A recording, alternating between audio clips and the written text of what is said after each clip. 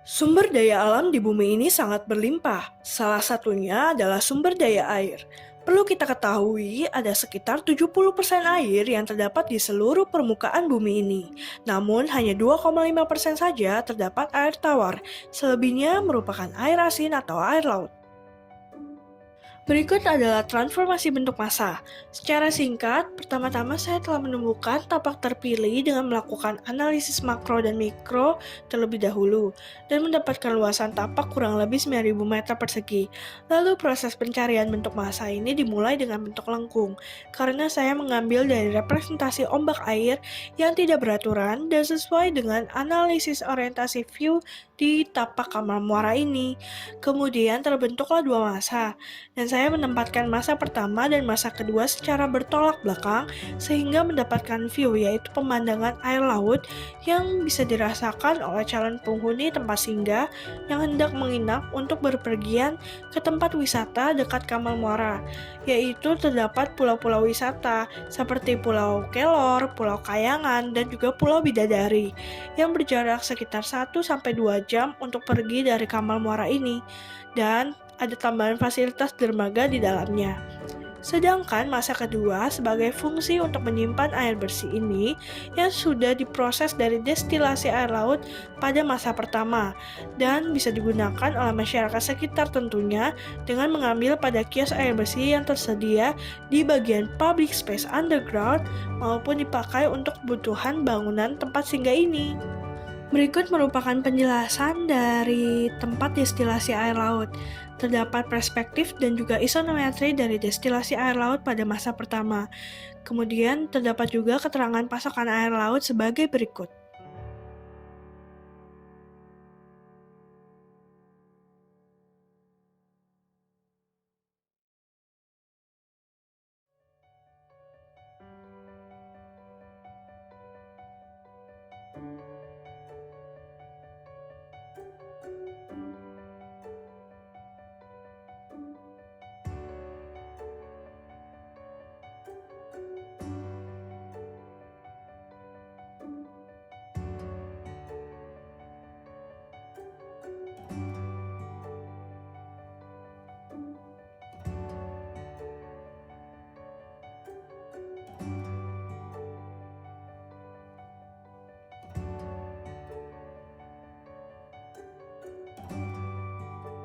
Selanjutnya kita beralih ke metode destilasi air laut yang mana ini merupakan pokok desain Resilient pada proyek Stupa 7 kali ini.